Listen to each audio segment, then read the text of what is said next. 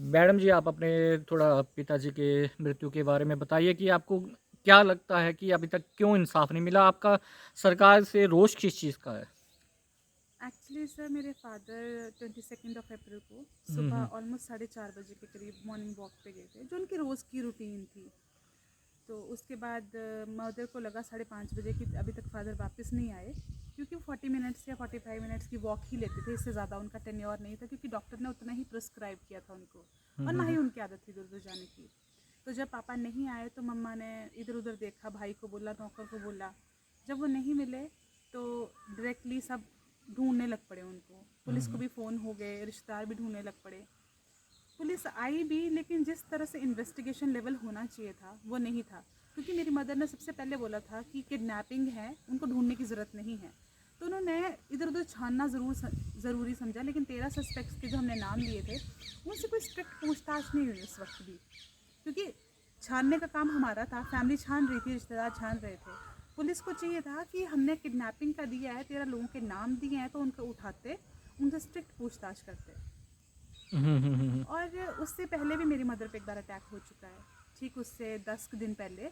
तो मैडम जी, मैं रोकूँगा बीच में, तो उसमें जो अटैक हुआ आपकी मदर पे, तो पुलिस ने उस पे कोई कार्रवाई नहीं की? उसने केस ख़राब कर दिया पुलिस ने। हुँ, हुँ, हुँ, हुँ। पुलिस ने ज़बरदस्ती काउंटर केस बनवाया मदर पे, फ़ोन छीनने का।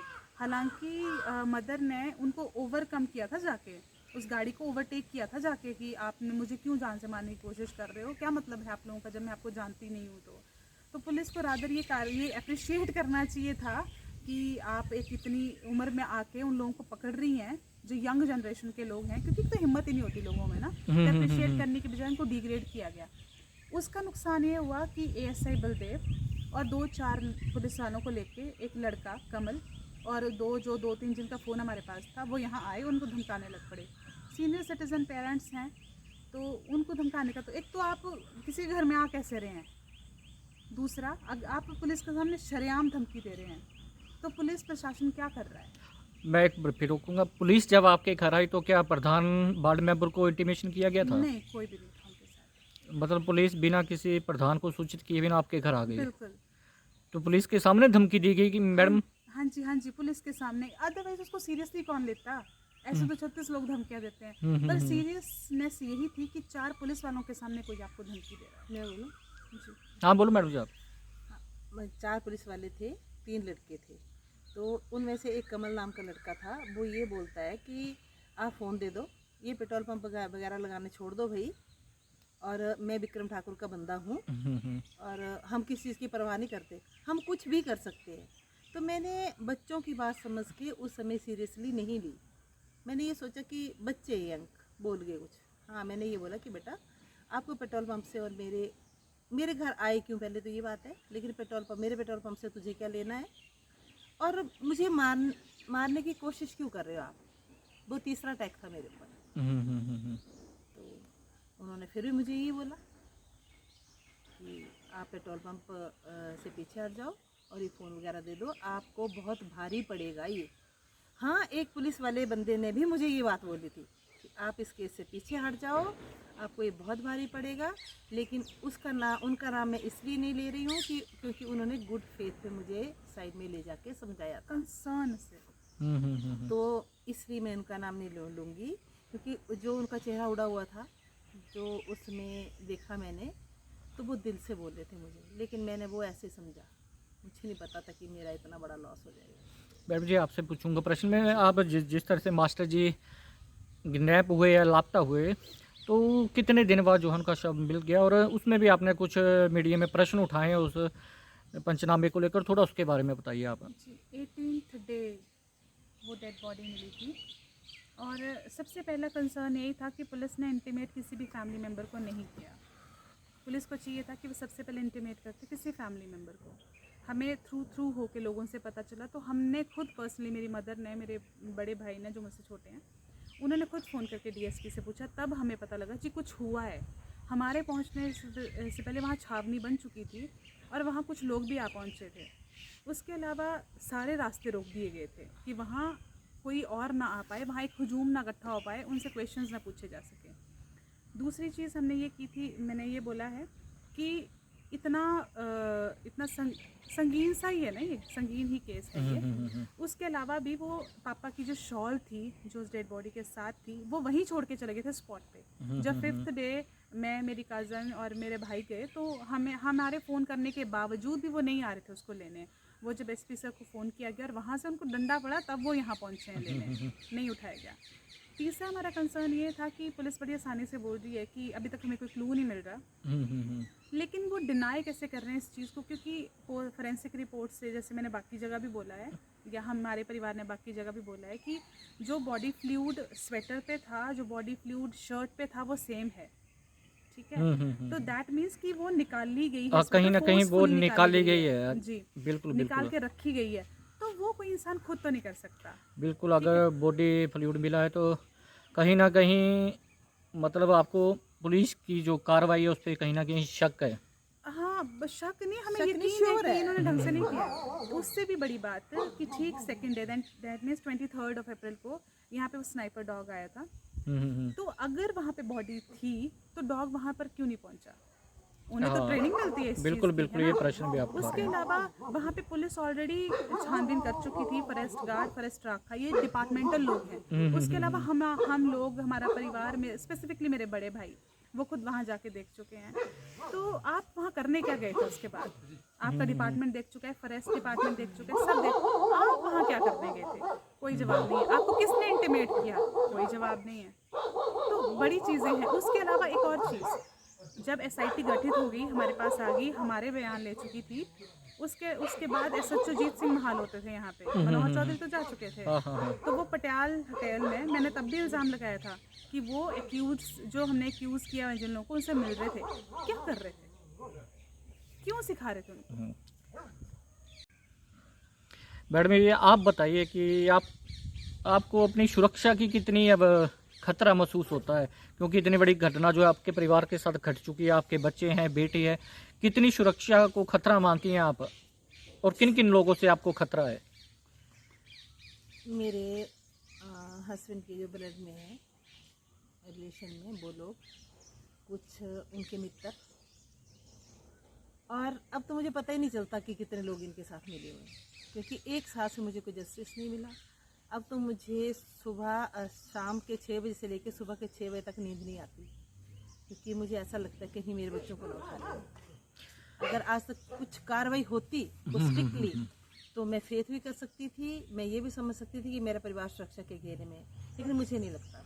मैडम जी एक प्रश्न मैं लूँगा, जैसे कि आप पीछे सीएम के दौरे में गए, सीएम के दौरा था तो आप गई थी, आपने मंत्री पर, उद्योग मंत्री पर भी सवाल उठाए थे, तो कुछ लोगों ने सोशल मीडिया पर एक पोस्ट वायरल की जिसमें कि आपका संबंध आप पार्टी के साथ बताया गया और इस मुद्दे को कहीं ना कहीं राजनीतिक बताया गया, उसके ऊपर आप बताइए क्या कहना है आपका? सर ऐसा है कि आप पार्टी को मैं नहीं जानती हूँ। मैं बीजेपी के साथ भी कई बार गई, मैं कांग्रेस के साथ भी कई बार गई, जब इन लोगों को जरूरत हुई मेरी तो मैं गई। लेकिन एक बार मैं अपने बेटों के टेबे दिखाने के लिए मैं मंदिर में गई, तो वहाँ से मेरी 1-2 फ्रेंड्स थी, वो कहीं चली हुई थी, बोलती, उन्होंने मुझे हाथ से पकड़ के ले गई वो। तो वहाँ पे कोई 15-20 बंदे थे और कोई आम आदमी पार्टी की मीटिंग चल रही थी, तो मैंने कहा भाई मैं तो जानती नहीं हूँ, तो वहाँ पे मैं वैसे ही गई थी।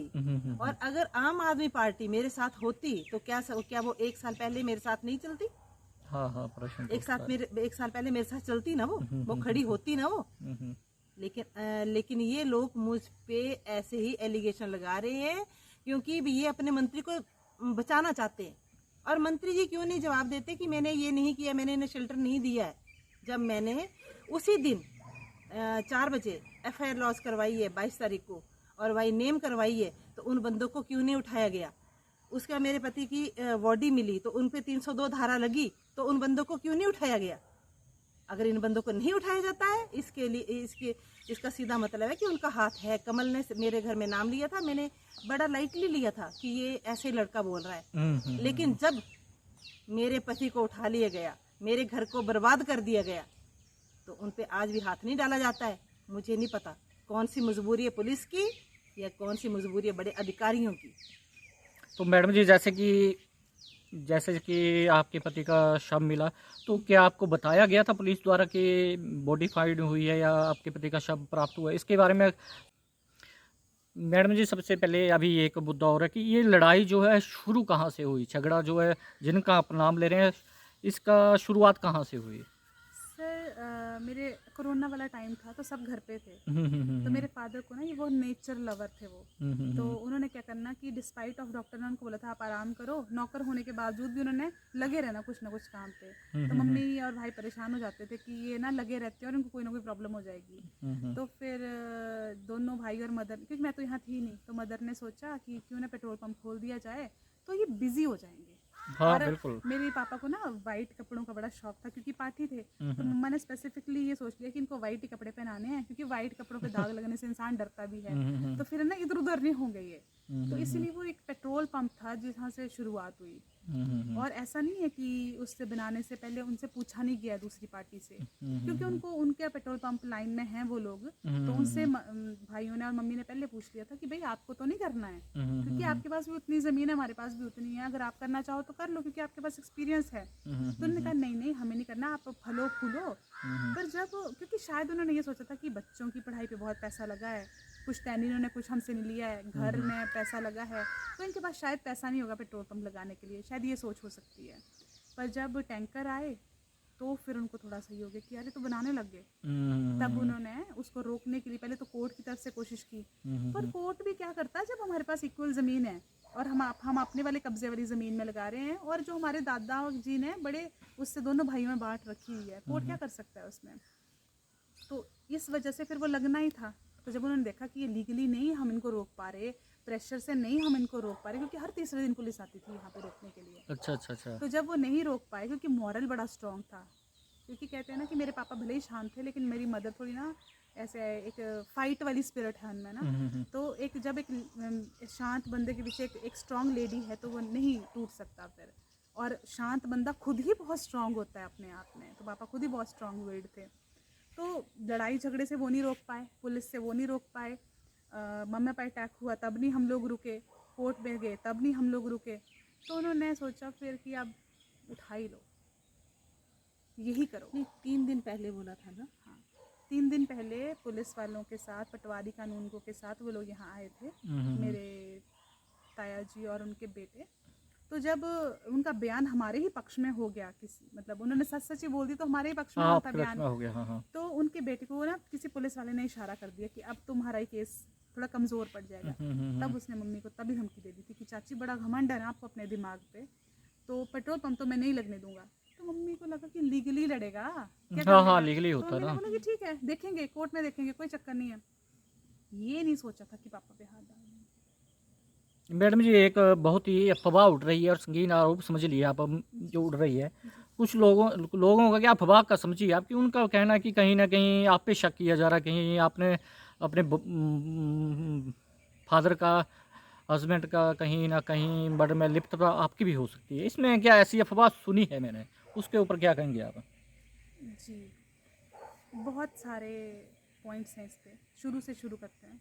मेरे फादर की बड़ी हैंडसम पेंशन है, खर्चा उनका 5 पैसे का नहीं है, हुँ, हुँ, हुँ। क्योंकि उन्होंने चाय तक पीनी है तो घर ही आके पीनी है। हुँ, वो हुँ, हुँ। ऐसे भी नहीं थे कि यारों दोस्तों में बैठ जाएं। हुँ, हुँ, हुँ। तो एक हैंडसम पेंशन है और बंदे का ज़ीरो खर्चा है, हुँ, हुँ। तो कौन परिवार इतना रिस्क लेगा कि 50% डाउन आ जाए वो, पहली बात। बिल्कुल। दूसरी बात, मेरी मदर से ना पानी का काम नहीं होता था, हुँ, हुँ, हुँ, हुँ। तो पापा ही उनकी हेल्प करते थे क्योंकि हम सब बच्चे तो बाहर थे। हुँ, तो हुँ, हुँ। बर्तन साफ़ करना या कपड़े निकाल के सूख, कुछ भी छोटी छोटी चीज़ें पापा ही हेल्प करते थे। तो जिस लाइफ पार्टनर को इतना सपोर्ट है दूसरे लाइफ पार्टनर का कि वो पानी का कोई काम नहीं कर सकता लेकिन पार्टनर कर रहा है, तो ऐसे पार्टनर को कौन हार्म करना चाहेगा। हुँ, हुँ, हुँ। तीसरी बात प्रॉपर्टी को लेके, तो प्रॉपर्टी पापा ने मम्मी के नाम पे ऑलरेडी कर रखी थी, और जो मम्मी की प्रॉपर्टी है वो उन्होंने विल कर रखी थी कि पापा के नाम, अगर हम में से किसी एक को भी कुछ होता है तो हमारी प्रॉपर्टी दूसरे पार्टनर एक को मिल दूसरे के नाम जाएगी। हो हाँ जाएगी। जी, फिर आगे बच्चों में जैसे वो देना चाहें वैसे दे सकते हैं, तो प्रॉपर्टी वाला भी ख़त्म है। हुँ, हुँ, हुँ। उससे अगली बात, हमने इतना बड़ा इल्ज़ाम लगा दिया उद्योग मंत्री पे, हुँ, अगर हुँ। हम अपने पक्ष पे गलत होते तो क्या वो हमें कोशिश नहीं करते इस चीज़ को निकालने की कि परिवार ही ख़राब है और परिवार पे इल्ज़ाम लगा दो और वो प्रूव भी कर दो। हुँ, हुँ, हुँ। और अभी रिसेंटली जब वो हमारे आमने सामने हुए, तो कौन सा परिवार जो लिप्त होगा इस चीज़ में वो कहाँ कब चाहेगा कि इसकी प्रोसीडिंग्स आगे बढ़े। हुँ, हुँ, वो हुँ। सोचेगा साल हो गया है कोई कुछ नहीं बोल रहा, चुपचाप बैठ जाते हैं। मतलब मात्र ये आपका कहना कि कोरी अफवाही है ये। अफवाह है, क्योंकि हमारे साथ जो लोग जुड़े, सच के साथ लोग जुड़े हैं, वो आराम से सुनते हैं चीज़ों को और फिर उसका खंडन वहाँ करते हैं। लेकिन जो 13 लोग हैं, उनमें 5-5 बंदे भी एक जगह होते तो कितने फैल सकती है वो बात। बिल्कुल ये एक बिल्कुल। मल्टीप्लिकेशन ही है ना। एक जो गलत अफवाह है उसको फैलाना कंपैरेटिवली ज़्यादा इजी है एक सच्चाई के। सर आप जैसे मास्टर जी के बेटे हैं, आपने एक क्वेश्चन उठाए हैं पुलिस पे कुछ, आप मेरे को उन मुद्दों को बताइए जिन पे आपको लगता है कि पुलिस ने कहीं ना कहीं मिली भगत से ये केस दबाने की कोशिश की है। आपको क्यों लगता है ऐसा? उन क्वेश्चनों को बताइए। आप प्रश्न क्या उठा रहे हैं आपकी पुलिस की कमी कहाँ रह गई जांच में? Thank you so much sir, आपने क्वेश्चन पूछा। लेकिन स्टार्टिंग से लेके जब से मैं मतलब 2020 से घर पे ही हूँ, तो अपने बिजनेस थोड़े से कोविड में बंद हो गए तो घर पे रहना हो गया था। तो मैं, मम्मी और पापा घर पे रहते थे।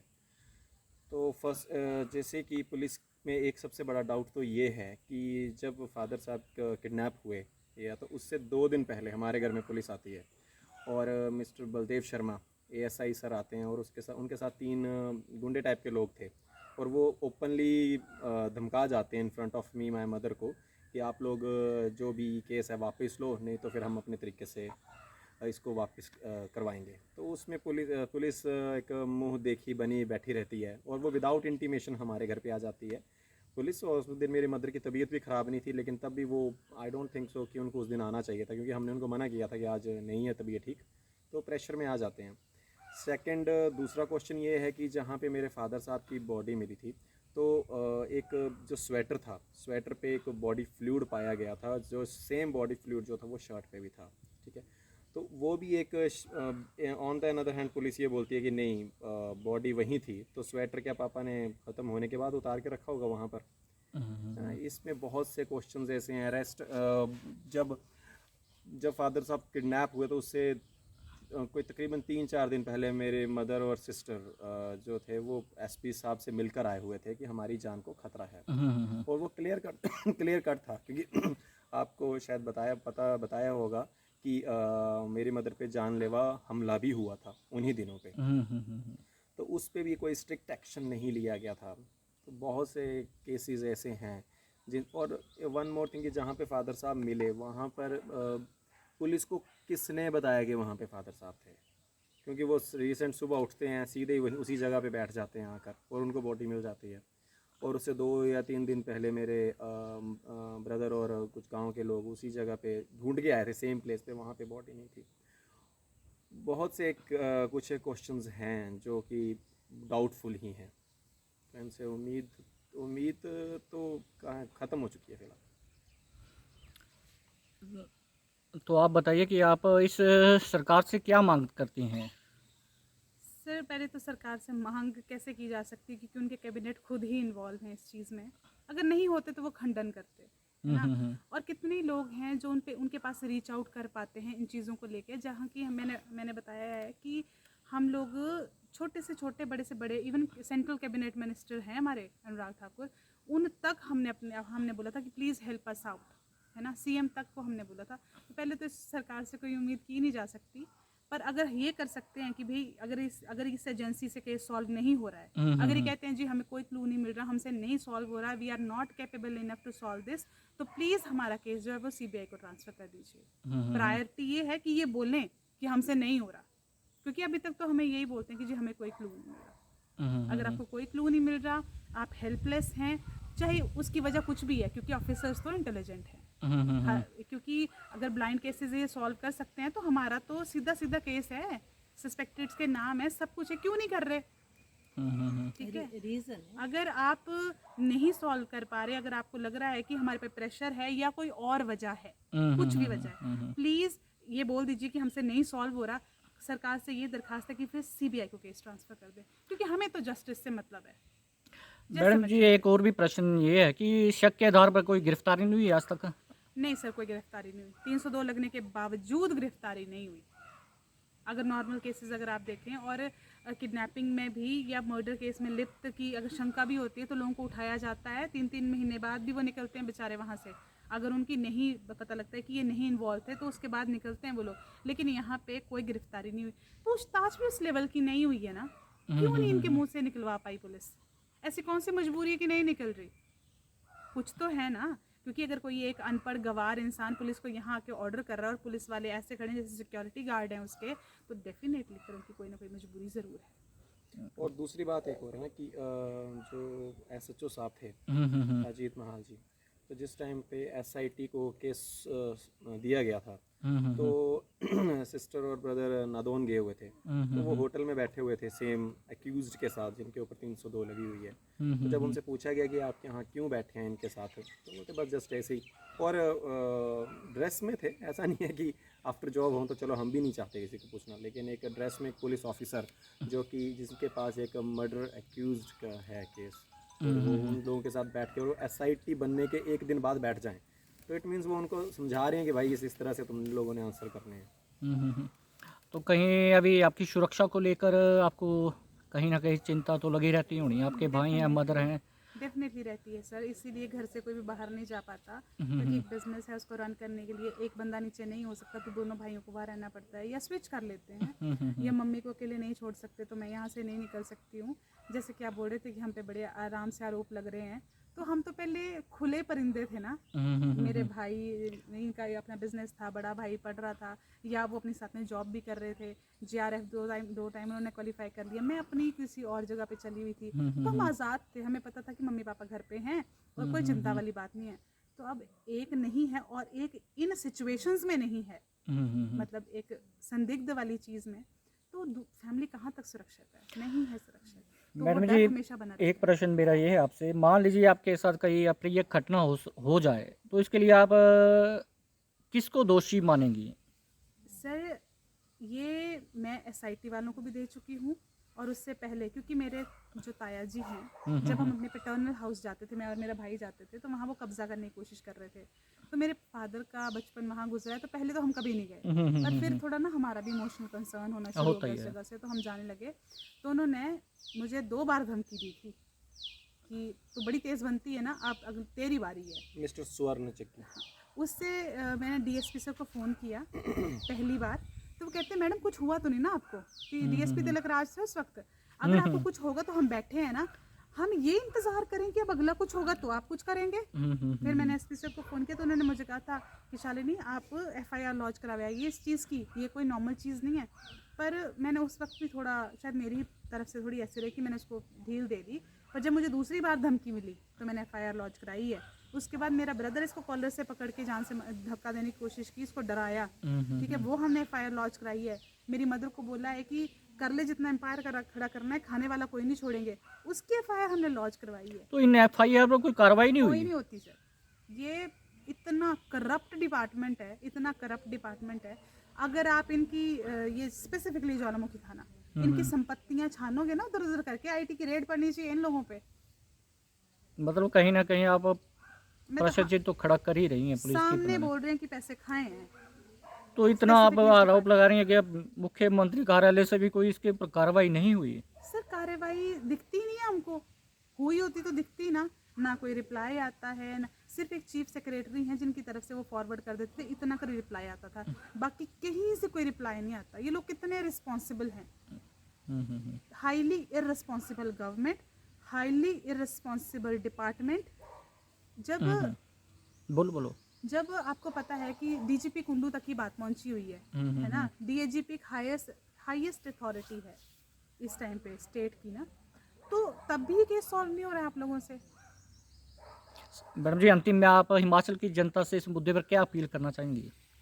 सर शरीफ लोग तो अपनी सुरक्षा खुद करें। ये डिपार्टमेंट इतना गंदा है कि ये कभी आपको सुरक्षा प्रदान नहीं कर सकता। जितना हो सकता है आप सेल्फ इंडिपेंडेंट रहें, अपना सेल्फ डिफेंस रखो, और कोई है ही नहीं चीज़, कोई लॉ एंड ऑर्डर नहीं है, कुछ नहीं हो सकता, तो अपनी सुरक्षा खुद अपने हाथ रखें। कोई ना गवर्नमेंट से आपको उम्मीद रखने की ज़रूरत है, ना पुलिस डिपार्टमेंट से। मैडम जी, आप अपने बच्चों को लेकर कितना असहज महसूस कर रही हैं, आप ये बताइए थोड़ा लास्ट में। उस सर क्या बोल रहे हैं आप? देखिए मैं तो उस दिन से 22 अप्रैल से लेके आज तक रात को सोई नहीं। शाम के 6 बजे से लेके सुबह 6 बजे तक मेरी आंखें ऐसे खुली रहती हैं उल्लू की तरह। दिन में सो लेती है, दिन में सारा दिन सोए रहना, और रात को उल्लू की तरह जागते रहना। मुझे ये लगता है कि कहीं थोड़ी सी चाहे सड़क पर स्कूटर भी जाए तब भी मुझे ऐसे डर लगता है कि कहीं वो मेरे बच्चों को हार्म ना करे। और एक और बात, हमने सीएम सर को एप्लीकेशन दी थी अभी 15 दिन पहले, 12 या 15 दिन पहले, तो आज तक हमें कोई पता नहीं कि उस एप्लीकेशन का क्या हुआ। मैडम जी, तो 1100 माध्यम से कभी नहीं कहा गया सीएम कार्यालय में की कभी कंप्लेंट? सब कुछ किया हुआ है सर, ये भी किया हुआ है, लेकिन वो उठा के वो पुलिस स्टेशन भेजते हैं। पुलिस वाले मतलब पुलिस वाले तो ज्वाला की पुलिस से तो कोई उम्मीद ही नहीं रखी जा सकती कि वो कुछ करेंगे। लेकिन अगर उन्हें किसी शरीफ आदमी को परेशान करना है ज्वाला की पुलिस को, तो वो कर सकते हैं वो। लेकिन अगर आप ये बोले कि उन्हें तनख्वाह इस चीज़ की मिल रही है कि वो किसी जिस तरह हमारे साथ हुआ, जिस तरह ये चीज़ किसी और के साथ हो, वो तो कुछ करेंगे, तो ये उम्मीद कभी नहीं रखी जा सकती सर। और मैं तो हमें तो ये भी है कि हम चार में से हमें तो धमकी मिलती रहती है आए दिन कि तो प्रोजेक्ट तो कितना बड़े बड़े लगा लो, लेकिन खाने वालों को नहीं छोड़ेंगे। ये दूसरी पार्टी हमें धमकी देती रहती है, लेकिन हम किसके पास आए? पुलिस के पास आते हैं तो पुलिस तो ये बोलती है हुआ तो नहीं ना, कुछ होगा तब देखेंगे। मेरे पति को उठा लिया गया तब क्या किया उन्होंने, या मेरे बच्चों को उठा लेगा कोई तब क्या करेंगे वो? ये सब कोरी अफवाहें, ये वर्दी पे बदनुमा दाग है।